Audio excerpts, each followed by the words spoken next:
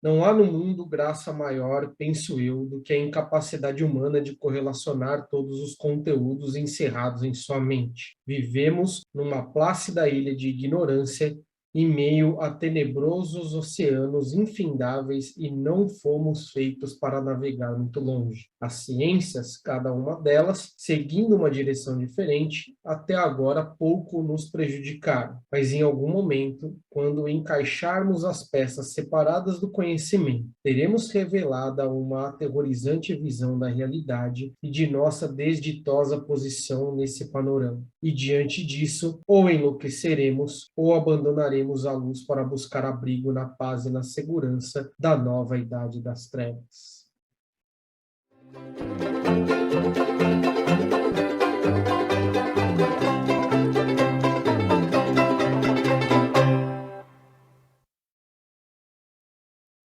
Olá, caros amigos do Rebu. Pegue o seu LSD, o seu chá de cogumelo e o seu absinto, que nós estamos começando aqui agora mais um 10 minutos de Rebu, e hoje nós vamos falar sobre esse autor aqui de terror, aproveitando aí essa deixa do período de Halloween, o H.P. Lovecraft, isso mesmo, né? Howard Phillips Lovecraft, que é mais conhecido também como H.P. Lovecraft, que nasceu lá por volta de 20 de agosto de 1890 na cidade de Providence, né? A cidade mais populosa e a capital do estado de Rhode Island, fica na costa leste dos Estados Unidos, e faleceu aí em 1937 por complicações desenvolvidas por um câncer de intestino, que é considerado por muitas pessoas um dos maiores escritores de terror do mundo, certo? E hoje a gente vai falar aqui especificamente de um conto bastante tenebroso, bastante instigante do autor, que é o conhecidíssimo O Chamado de Cthulhu, né? Um nome aí que, inclusive, é impronunciável, né? Vou colocar aqui para vocês na descrição aqui do vídeo, né? Numa legenda aí, o nome, né? De todos os monstros aí, de todas as figuras que nós vamos falar aqui, né? O Lovecraft, como a gente já falou aí, nasceu numa cidade dos Estados Unidos e chegou a escrever na sua carreira mais de 50 contos, mas não foi um grande escritor de livros, né? Ele escreveu somente 6 novelas, o que para uma carreira como a carreira que ele tem aí, né, de super conhecido por causa disso, não é uma quantidade muito grande, e ele ainda tem um livro, né, que na verdade é um início de conto, né, um conto interminável de pseudo-história, que é o famoso e conhecido Necronomicon, que é um livro bastante citado nas obras do autor, e não só nas obras do autor, mas num grupo de autores de terror da época, que eram todos amigos, que fica conhecido aí como ciclo Lovecraft, né? E de acordo com a história criada pelo próprio Lovecraft, esse livro Necronomicon, que seria o Necronomicon, né, que seria o livro dos mortos, ele foi escrito por um personagem criado também pelo Lovecraft, né?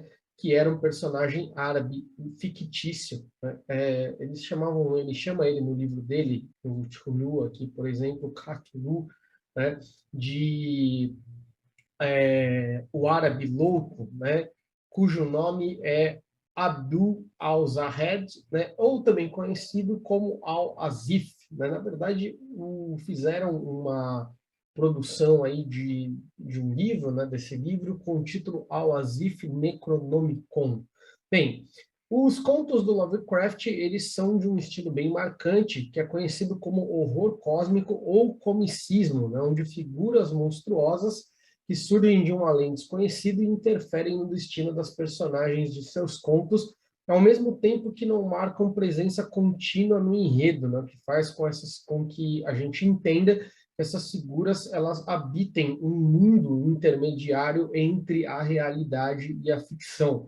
Então, é basicamente como se você tivesse um filme de extraterrestres, onde os extraterrestres eles são meio que apartados, né, da realidade do local, um pouco parecido com aquilo que a gente tem, por exemplo, nos livros, né, Piquenique na Estrada ou no Solaris, só que aqui nos personagens eles não são seres somente extraterrestres, né? Eles são monstros que têm uma característica bem religiosa, né, ligado a culto, a seita, tratados por divindades, pelos seus seguidores aí, né? E por falar em seus seguidores, se você chegou até aqui, não esquece de seguir aí o Rebu no nosso canal do YouTube, né? Então inscreva-se aí, curte o vídeo, né? E vamos continuar aqui então. As figuras criadas pelo Lovecraft,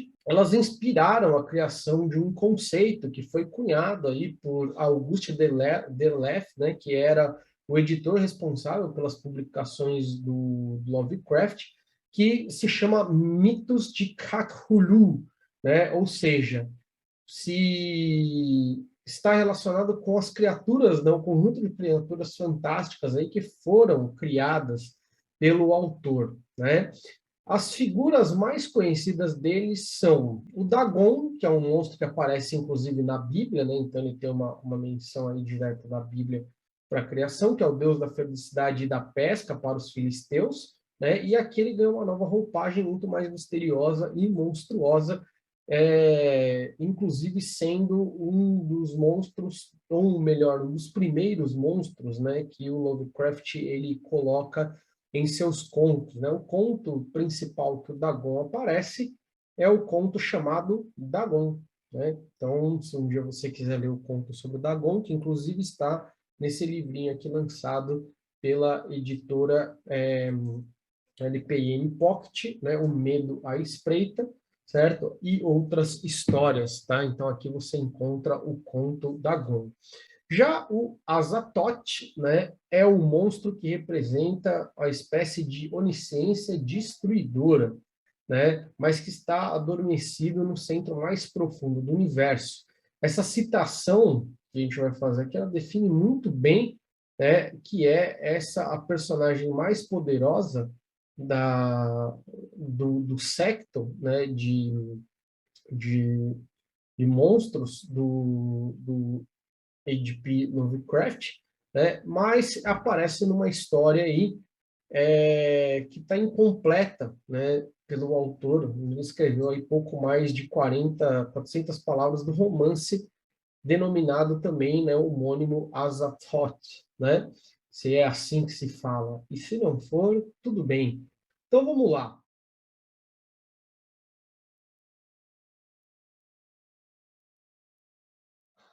No centro do universo há um trono negro e ninguém, Deus ou demônio, ousa se aproximar dele. Ao seu redor, a companhia, servos e uma melodia incessante pode ser ouvida, mas não por ouvidos humanos.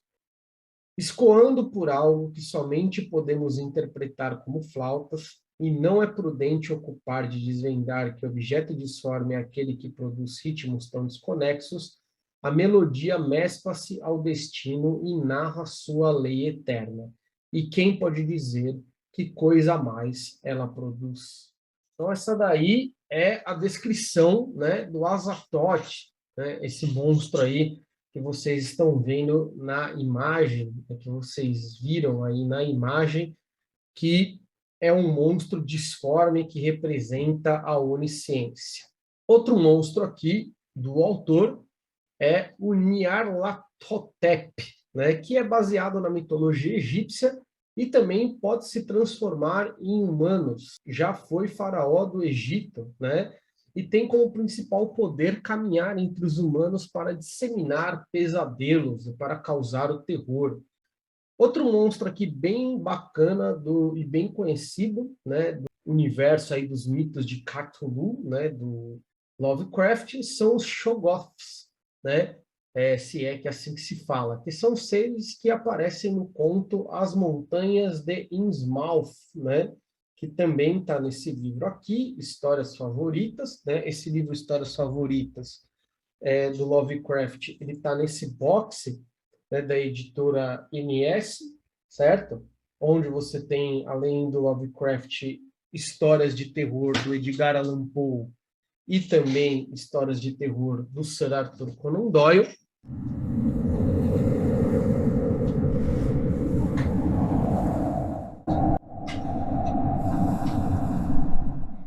E esses seres aí, os Shoggoths, né, são extraterrestres que foram criados por outros deuses para construírem edifícios na região do Ártico.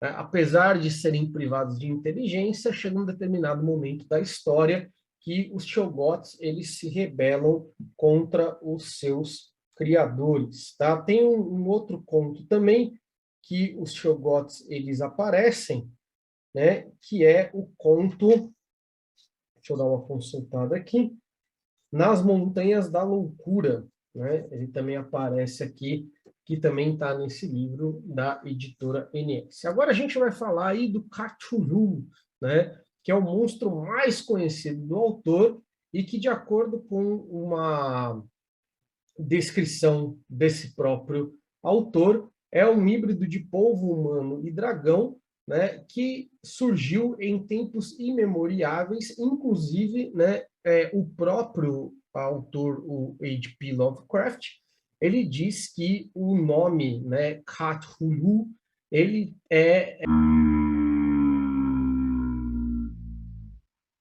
impronunciável, certo? Por quê? Porque ele é um nome que surge de uma língua alienígena que apareceu em um determinado momento da história, onde os seres humanos ainda não existiam no planeta Terra, né? Então são os tempos aí imemoriais. E o Cthulhu, ele veio para a Terra, construiu a sociedade de Arlie, que deve ser assim que se fala, Arlie, né? Alguma coisa assim, e lá ele governou o mundo até que um alinhamento de todas as estrelas ele acabou levando o Cthulhu a um estado de hibernação e letargia.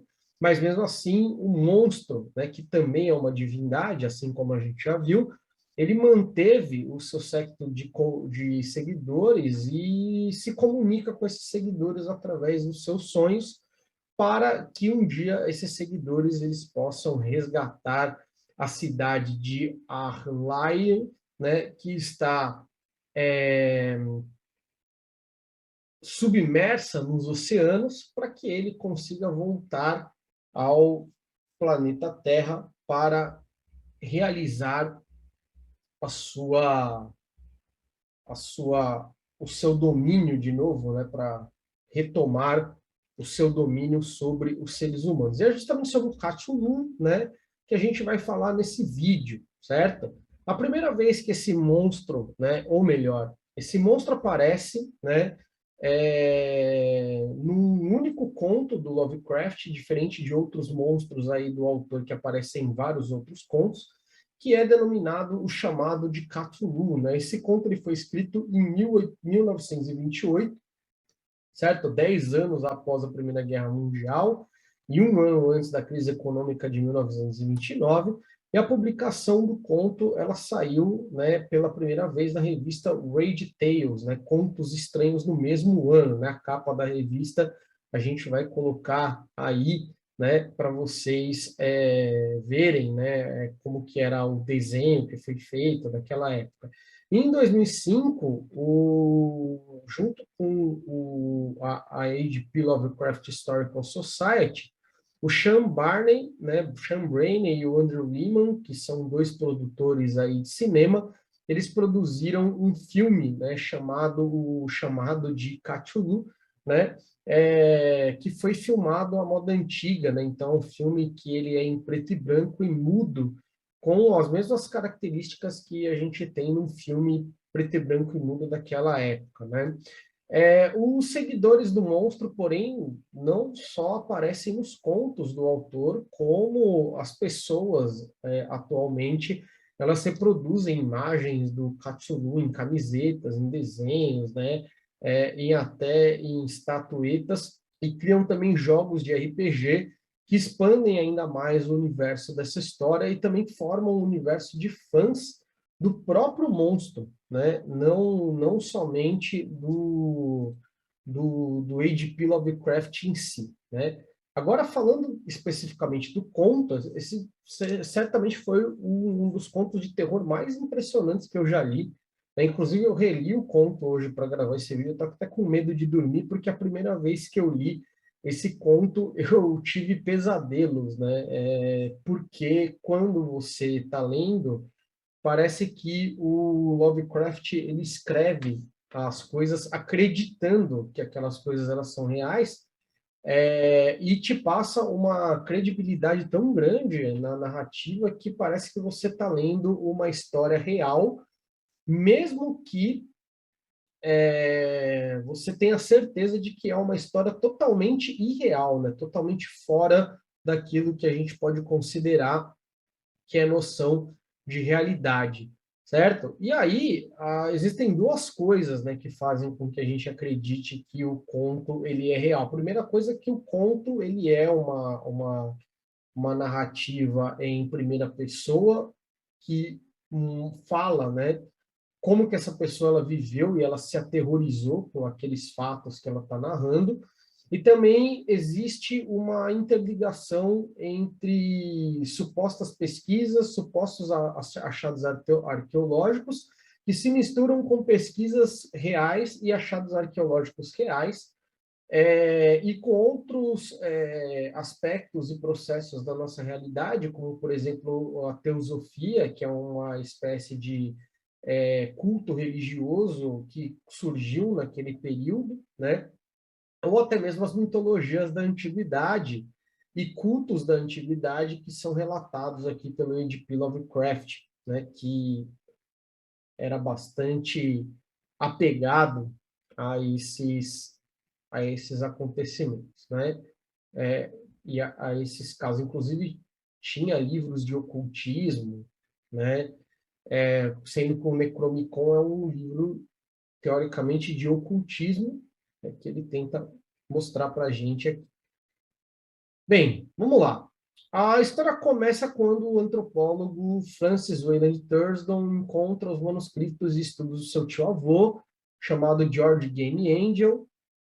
Esses dois personagens são totalmente fictícios, né?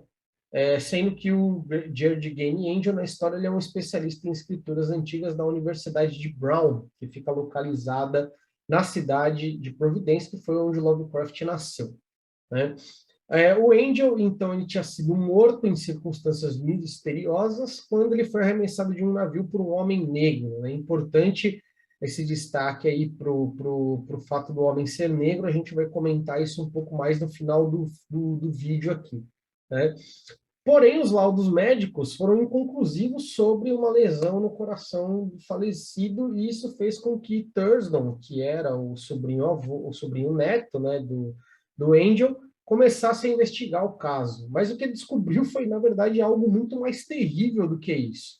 Quando ele estava examinando os arquivos do seu tio-avô, o Angel, né, o Thurston ele encontrou uma pequena tabuleta de argila com um relevo esculpido, que, de acordo com a descrição, né, você tinha aparentes hieróglifos e uma figura monstruosa, né? A gente vai dar uma lida, então, aqui, para vocês verem essa descrição. Parecia ser algum tipo de monstro ou símbolo representativo de um monstro, cuja forma apenas uma mente perturbada poderia conceber. Se eu disser que minha imaginação, um tanto extravagante, divisava ao mesmo tempo a figura de um polvo, de um dragão e de uma caricatura humana, não estarei sendo infiel ao espírito da imagem.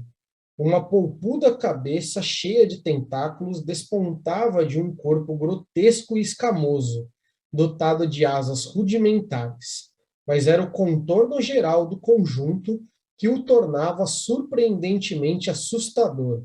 O fundo atrás da figura mostrava indícios de arquitetura ciclópica. Bem, o que acontece aí? O Thurston ele descobre uma série de manuscritos do seu tio, e aqui a gente já começa um pouco com aquelas características que eu falei em relação à obra do H.P. Lovecraft. A gente vai ter, né, um trabalho que é fictício, né? Ele é real na história, mas na realidade, na verdade, ele não existe. que é um texto chamado Trabalho Onírico, que foi realizado junto com um cara chamado H.A. Wilcox, né? E o relato de um inspetor da polícia, o John R. LeGrace, né? Que também é um relato fictício. Mas, junto com essas anotações, o Thurston ele encontra três livros que realmente existem, né? O Lendas de Atlântida e Lemúria, do W. Scott Elliott, O Ramo de Ouro, do Sir James George Fraser, e O Culto das Bruxas na Europa Ocidental, da Margaret Murray. Se eu não me engano, O Culto das Bruxas na Europa Ocidental, da Margaret Murray, ele também aparece no filme Suspiria, tá? Mas eu não tenho certeza absoluta, e eu precisava ver o filme para eu ter certeza disso. No Suspiria, é a versão antiga, né, do Dario Argento, que é um filme muito interessante, inclusive. E esses três livros, eles são livros que foram escritos por antropólogos, né? O W. Scott Elliott, o Sir James George Fraser e a Margaret Murray são três aí antropólogos que escrevem sobre principalmente religiões antigas, né? Ou cultos que permaneceram, né, da antiguidade até então.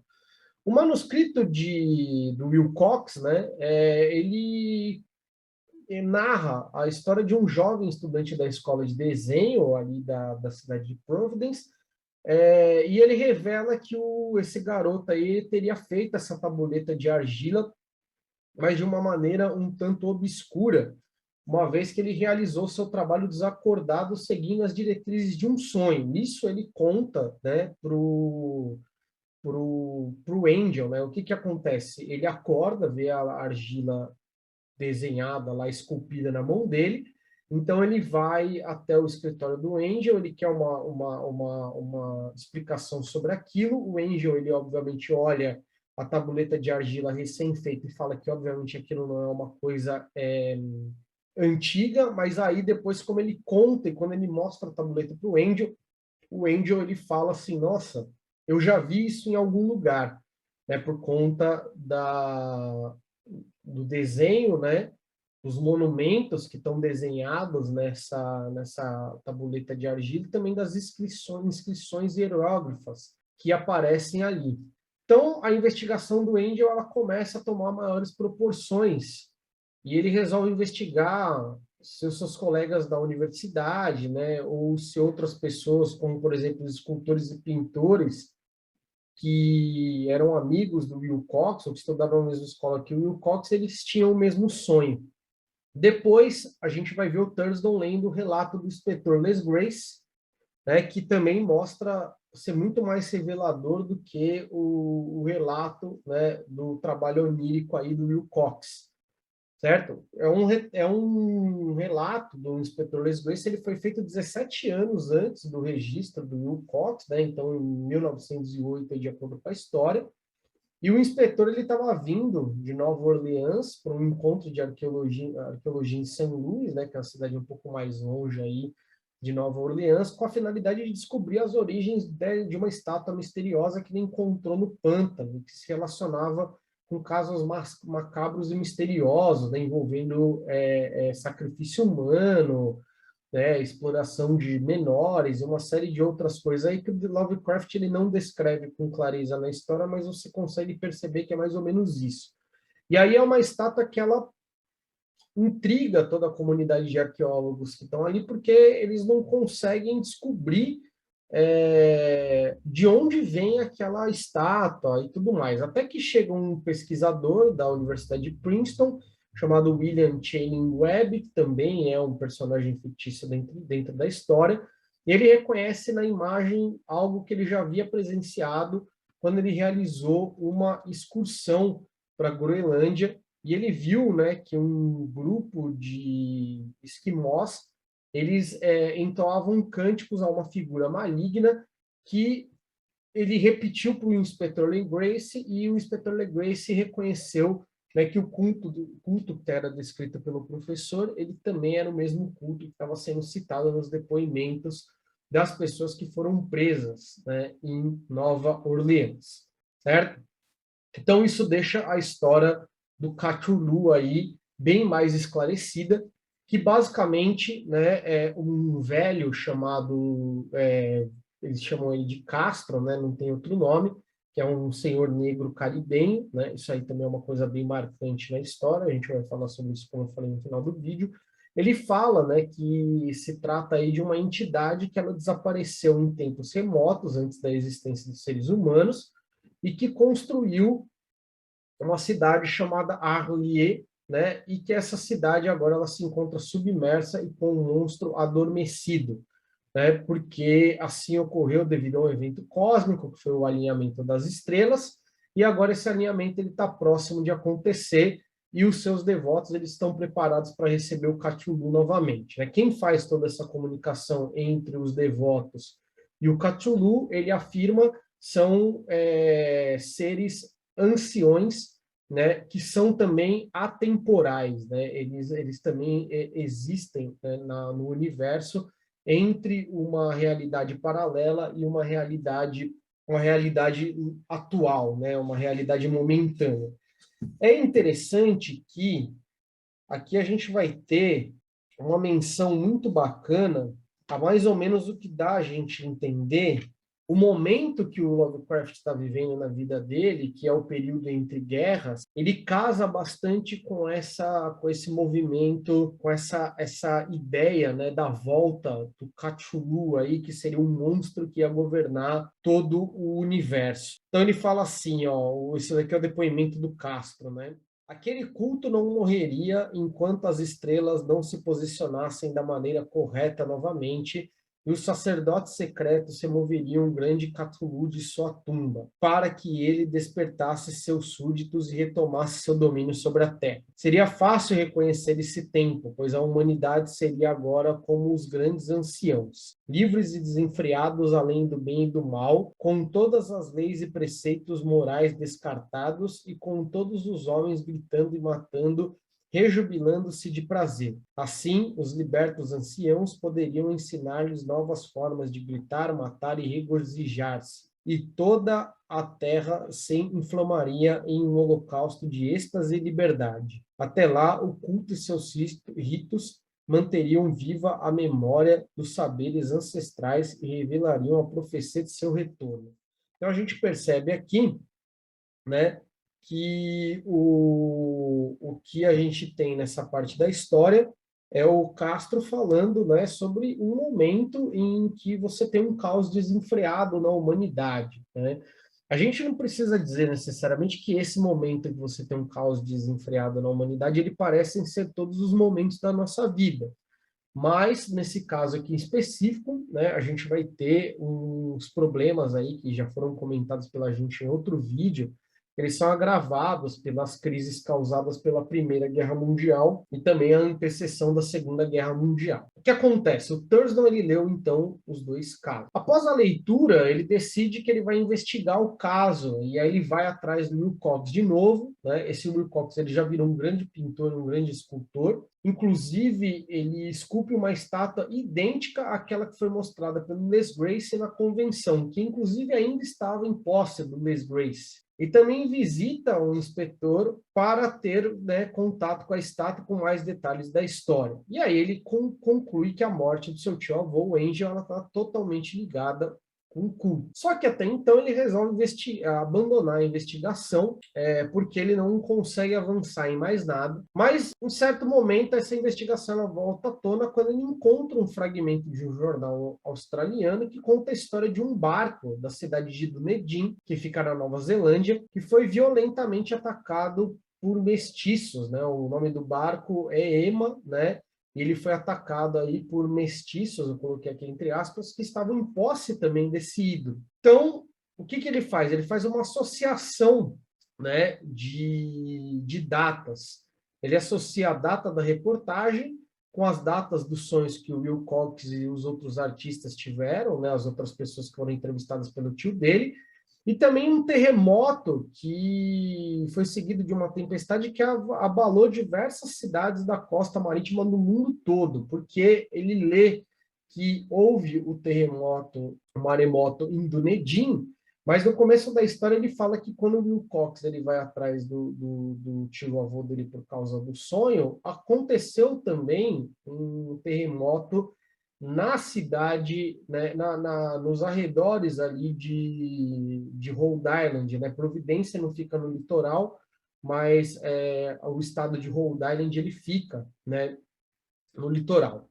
Então, o Thurston ele resolve ir em busca do capitão do navio Emma, né, o Johansen, que é um norueguês, do capitão, né, do navio lá de Dunedin, e aí ele vai descobrir que o Johansen ele tinha acabado de voltar da cidade de Dunedin, quer dizer, ele voltou para Dunedin assim que ele, né, retornou do porto depois daquele ataque, né, que foi causado lá pelos mestiços no navio, e ele vai descobrir que o Johansen tinha deixado um manuscrito que ele narra o encontro da sua população tanto com a cidade de Arlier, tanto quanto o Cthulhu, que é aí a parte mais aterrorizadora do livro, né? Então esse relato ele vai deixar o protagonista morrendo de medo, morrendo de susto, perplexo, e faz com que ele, além de abandonar a investigação, ele também resolva destruir os vestígios daquela história que foi aterrorizante para ele,